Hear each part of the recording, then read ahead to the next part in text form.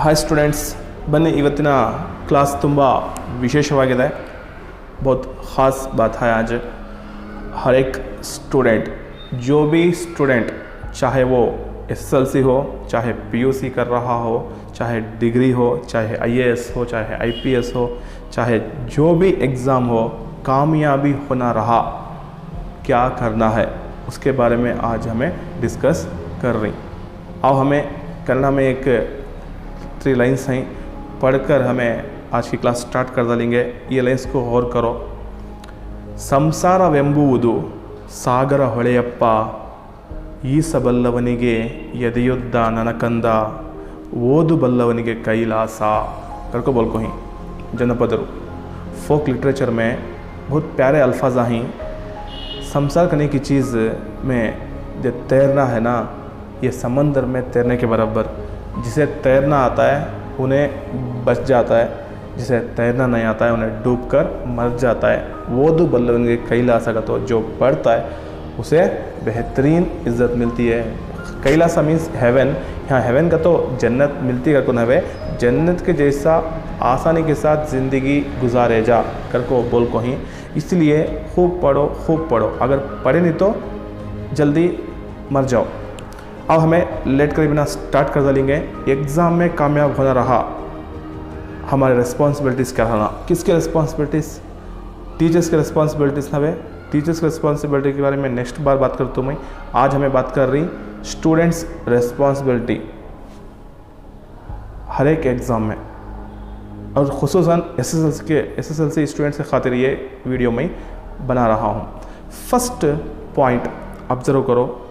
SSLC में यानी कौन सा भी एग्ज़ाम में, जॉब का हो चाहे फर्दर का मतलब कॉम्पिटिटिव एग्ज़ाम हो, चाहे 10th का हो, चाहे पीयू का हो, जो भी हो, फर्स्ट क्या रहना, एसएसएलसी की एज में यानी 16-17 साल के दरमियान में एक स्टूडेंट एक गोल को फिक्स कर लेना माइंड में. वो उम्र गोल कर लेने का, गोल रख लेने का, गोल माइंड में फिक्स कर लेने का वक्त, वो बेहतरीन वक्त कौन सा? 16-17 साल का. 16 या 17 ईयर्स एज में एक स्टूडेंट, चाहे लड़का हो चाहे लड़की हो, उन्हें एक बेहतरीन गोल रख लेना, एक मकसद रख लेना. ಹೆಗ್ಗುರಿಯನ್ನು ಇಟ್ಕೋಬೇಕು. ಹಿರಿದಾದ प्लस गुरी ಹೆಗ್ಗುರಿ कर्मधारय समास होता है. ग्रामर के वास्ते तुमने बोलिया एक लाइन में. एक गोल रख लेना. वो मकसद में कामयाब होना रहा तो पहली सीढ़ी कौन सी, पहली स्टेप कौन सा तो वो 10th. एक गोल रख ले को हमें एग्ज़ाम के वास्ते प्रिपेयर होना है. सेकेंड वन, सेल्फ कॉन्फिडेंट होना.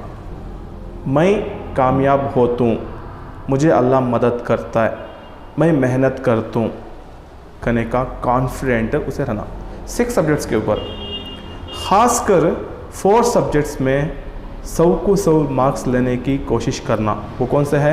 Languages plus social science. ये 4 सब्जेक्ट्स में आउट ऑफ आउट निकालने की पूरी कोशिश करना.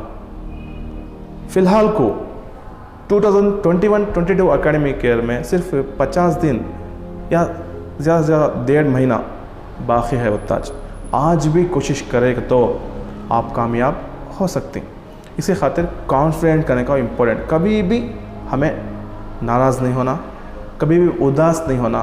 आपके मेहनत के ऊपर आपको भरोसा रहना. फिर मेहनत करने के बाद फल देना नहीं देना ये अल्लाह की मर्ज़ी, और देने से देता है, ये यकीन रहना इंसान को. और third point, important point, time table एक अपनी तौर से इंडिविजुअल टाइम टेबल को क्रिएट कर लेना.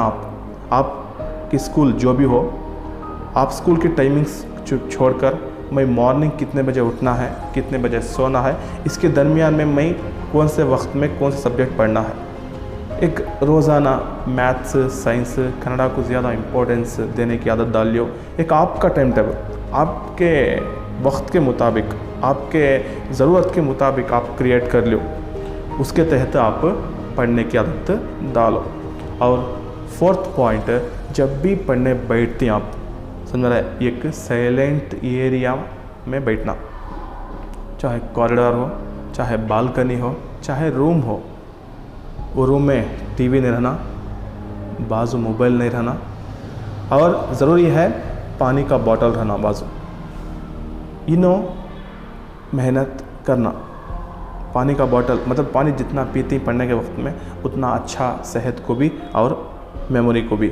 इसके खातिर साइलेंट सुकून की जगह में तुम्हें पढ़ने की आदत डालना, और ज़्यादा पढ़ नहीं सका थोड़ा बहुत लिखने का भी आदत डालना। नेक्स्ट पॉइंट है loud reading and silent reading.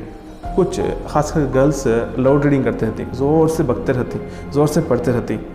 उन्हें बोलती हैं सर हमें ज़ोर से पढ़े तो हमें याद आता, सो साइलेंट से पढ़े तो हमें याद नहीं आता। हाँ, दो भी ज़रूरी है, आपको जो बेहतर है वो कर लियो, लेकिन silent reading is the best करके बोले जा। कहीं कहते हो साइलेंट रीडिंग में वक्त भी बचाया जा और ज़्यादातर पढ़े जा। खुसूसन गर्ल्स इसमें फेलियर होती। लाउड रीडिंग में मेमोरी पावर बहुत कम वक्त तक रहता है, आधा दिन या ज़्यादा से ज़्यादा या एक दिन, दूसरे दिन फिर तुम्हें देखना पड़ता है उसे दूसरे। लेकिन अंडरस्टैंडिंग कर ले को, क्लास को समझकर उस्ताद क्या बता रहा है, इम्पोर्टेंट पॉइंट को नोट कर ले को, जो समझने वाला नोट्स पढ़ने की ज़रूरत ही नहीं है, उन्हें आसानी के साथ समझकर कामयाब हो सकता है। लाउड रीडिंग भी करना और साइलेंट रीडिंग भी करना, और जो रीडिंग करती उसे रफ शीट्स में एक काम करो। एक आइडिया देता हूँ आपको। 6 सब्जेक्ट्स हैं, 6 सब्जेक्ट्स को पुराने बुक्स आपके पास रहती, पुराने बुक्स को में पेजेस रहती, एम्प्टी पेजेस, चाहे वो बुरे हो चाहे अच्छे हो। उसे एक काम करो, एक पिंस देकर उसे क्या करो, बंडल बना लो। एक सब्जेक्ट को एक तरीके में रफ शीट्स में तुम्हें होमवर्क करते रहना, प्रैक्टिस करते रहना। जब आपको क्या होता है तो वो खासकर एग्ज़ाम में बहुत आपको मदद मिल जाती है। 100% ये बहुत अच्छा तरीक़ा। हर एक सब्जेक्ट को कुछ रफ शीट्स इस्तेमाल करना, उसे तुम्हें पेंसिल में हो पेन में हो बार बार प्रैक्टिस करते रहना, पढ़ना लिखना ऐसा करते रहना। और नेक्स्ट पॉइंट है सबसे इम्पोर्टेंट, ज़्यादा स्कोर किसे होना, 600 अबव किसे होना, उन्होंने टेक्स्ट बुक्स रेफ़र करना।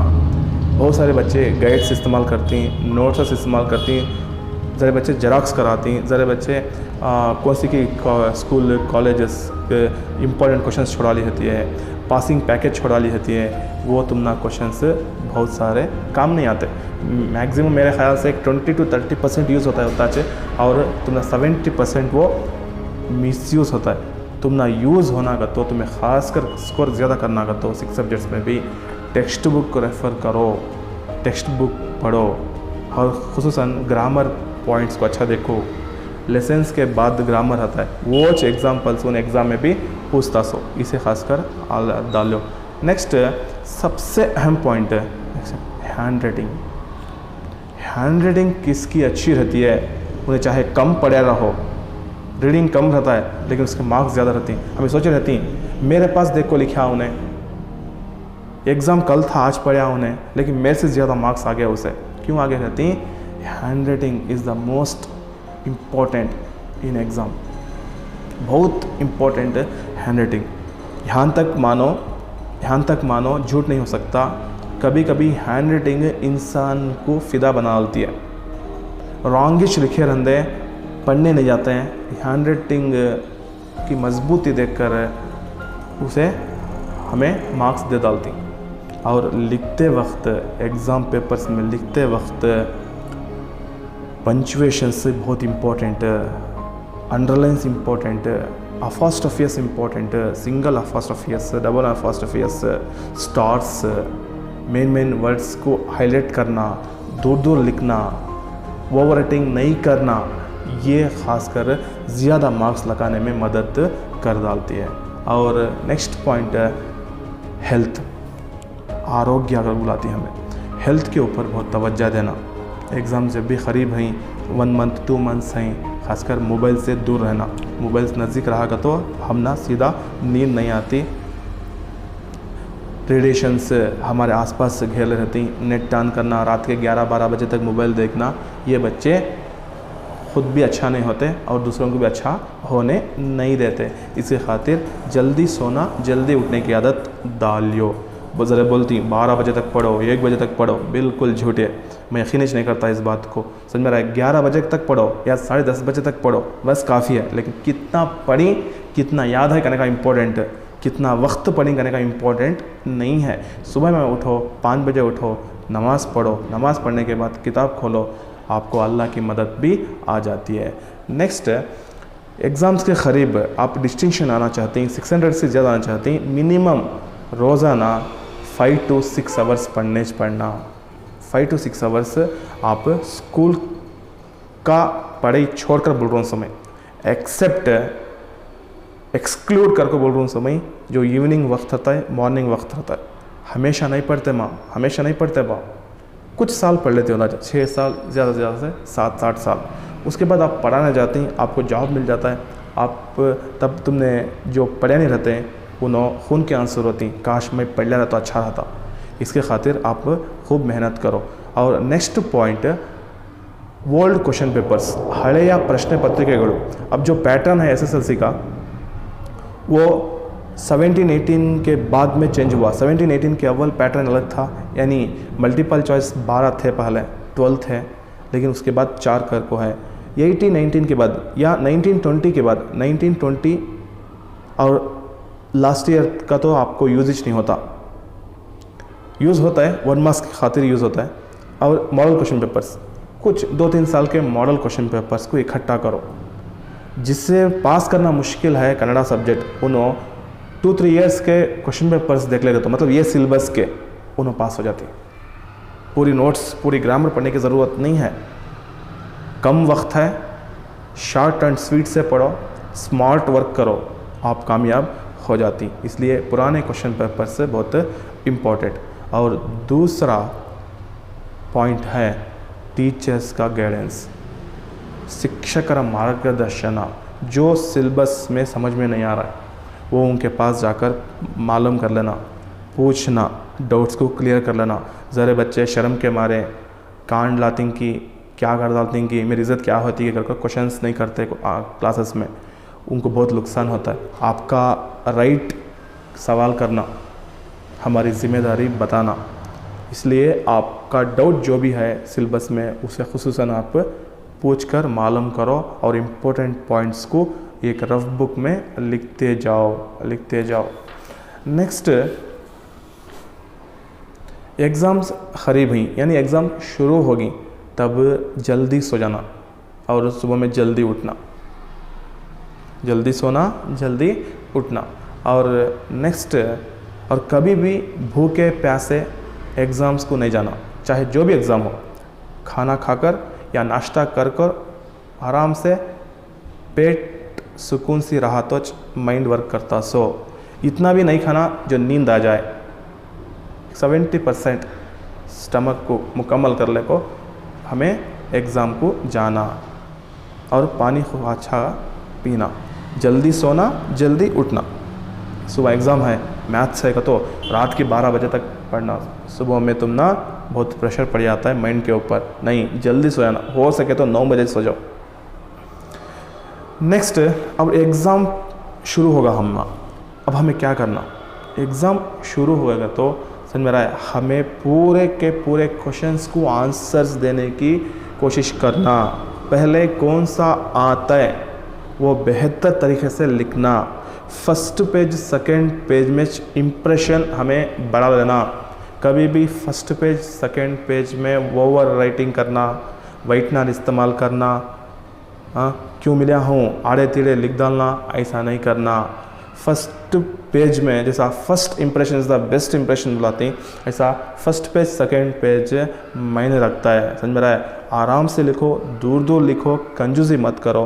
और एक गलती करते रहती, एक हेडिंग रहता है, मिसाल के तौर पर 1 मार्क्स क्वेश्चन 12 रहती, 12 रहे जब तुम्हें क्या करती, 6 क्वेश्चन तुम्हें लिखती, फिर दूसरा हेडिंग कंटिन्यू कर डालती, फिर दरमियान में याद आया या कौन को दिखाया तब वो 1-2 क्वेश्चंस लिखना, और लास्ट में ज़रा क्वेश्चंस लिखना। ऐसा मत करो, चाहे वह पेज वेस्ट हो जाने दे, एक हेडिंग एक ही जगह लिखने की कोशिश करो, कंजूसी मत करो।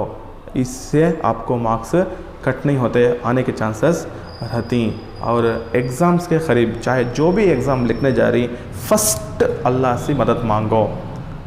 फजर की नमाज़ पढ़ो, 2 रकात सलातुल हाजत नमाज़ पढ़ो, हाजत पूरी करने की नमाज़ पढ़ो, 2 रकात नफिल नमाज़ पढ़ो, और 50 की, 100 की, 10 की, जितना भी गरीबों में, यतीमों में, या बेवाओं में सदक़ा दियो। सदक़ा देकर अपने माँ बाप का दुआ, अपने रिश्तेदारों का दुआ, मैं बोल रहा हूँ सब पाँव पढ़ो बोल रहा नहीं, माँ बाप की दुआ, उस्तादों की दुआ और रिश्तेदारों को इन्फॉर्म कर को उनकी दुआ लेकर एग्ज़ाम में जाओ, फर्स्ट सदक़ा दियो, उसके बाद आपको कामयाबी मिल जाती है। क्यों? कितना अल्लाह कैसे मदद करता है? अल्लाह ताला डायरेक्ट आकर आपके एग्ज़ाम में आंसर्स नहीं लिखता, अल्लाह ऐसा मदद करता है जो तुम्हें पढ़े रहती वो क्वेश्चंस वहाँ आए रहती, ऐसा मदद करता है अल्लाह ताला। इसके खातिर आप बेहतरीन से बेहतरीन लिखने की कोशिश करो, और 80 मार्क्स का पेपर, 80 मार्क्स को भी पूछो, सबसे अव्वल कौन सा अच्छा आता है वो लिखो, और कौन सा नहीं आ रहा है, बिल्कुल नहीं आ रहा है, तब क्या करना? छोड़ना नहीं। वो लेसन के बारे में, वो पोएम के बारे में, वो सब्जेक्ट के बारे में, वो टॉपिक के बारे में जो भी याद है वो नंबर डालकर आप लिखो। और दूसरे ये गलती करती, हेडिंग्स लिख रहती नहीं, हेडिंग्स का नाम ज़रूरत नहीं, heading number, question number, option number लिख ले को जाते रहना। हाफ एन आवर है का तो मुकम्मल कर डाल को बैठ रहना आराम से, और हाफ एन आवर में आप एक बार रिवाइज करना, स्टार्टिंग पेपर से लेकर एंडिंग पेपर तक। क्वेश्चन नंबर सही डालियूँ, हेडिंग नंबर सही डालियूँ, अंडरलाइंस करियूँ, अफाशफिस डालियूँ, सिंगल यूनिट कमा, डबल यूनिट कमा, फुल स्टॉप डालियूँ, कहाँ रॉन्ग लिखूँ, कहाँ सही करना मैं कर को हमें लास्ट हाफ एन आवर में सोचना। और एग्ज़ाम्स के करीब, ये सबसे अहम इम्पॉर्टेंट पॉइंट है, एग्ज़ाम्स के करीब गए गुज़रे बातें, गैर ज़रूरी बातें, खामोखा बात करना नहीं करना। ज़्यादा बात करने की आदत डालेगा तो वो आपके पढ़ाई के ऊपर ज़्यादा क्या होता है, असर पड़ता है। इसलिए एग्ज़ाम्स के करीब 10 डेज़ हैं एग्ज़ाम्स का, तो आप ज़्यादा नहीं बात करो, फ्रेंड से ज़्यादा मुलाकात मत करो। और दूसरा इम्पॉर्टेंट, खुसूसन हमारे कौम के बच्चे 1 नंबर के नालायक निकलते हैं। हमारे कौम में शादी को अटेंड होना कंपलसरी, रस्म व रिवाजों को जाना कंपलसरी, लेकिन एग्ज़ाम्स भी इम्पॉर्टेंट रहते हैं। इसलिए हमारी कौम ऐसी है आज, एग्ज़ाम्स के करीब ना तो शादी अटेंड कर सकते हैं, ना तो रस्म व रिवाज अटेंड कर सकते हैं। आपका फ्यूचर आपको इम्पोर्टेंट है, आपका फ्यूचर अच्छा होगा तो सामने हज़ारों के शादियों को तुम अटेंड करे जा, हज़ारों के रस्म व रिवाज को भी आप गए जा।